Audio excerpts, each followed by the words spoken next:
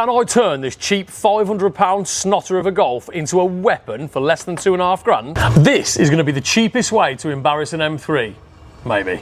So this is my Mark 4 Golf GTI 1.8 Turbo that I picked up for next to nothing. And I've set myself a brutal challenge: build the fastest, most fun car I can for just £2,500. That's everything: parts, tuning, even tyres if I need them.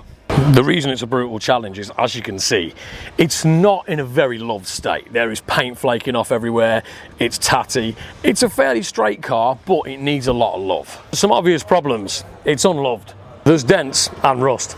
There's oil and coolant leaks.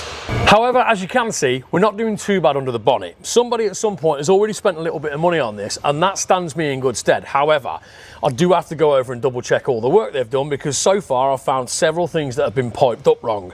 We've obviously got a leaking rocker cover gasket. The coolant is pouring itself out from the junction on the side of the head, so that's a problem that's got to be solved, as well as a few extra oil leaks and a few fuel leaks that we've got to sort out as a matter of urgency.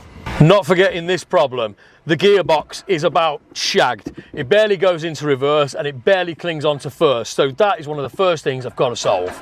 I want you to drop your brake horsepower predictions in the comments below and let me know what you think I'll be able to achieve out of this with the budget. It's going to be a tough one, don't get me wrong. Most people say that this is not going to be possible.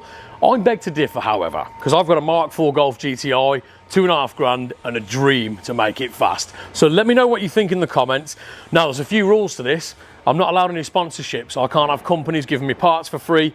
I can have favours from you guys, from followers and viewers and things like that, with cheap parts and giveaway parts. But ultimately, I've got to do all this on my own. So we're going to see how we get on. I want you to let me know in the comments how you think we're going to end up, and we'll keep you updated as we go video by video.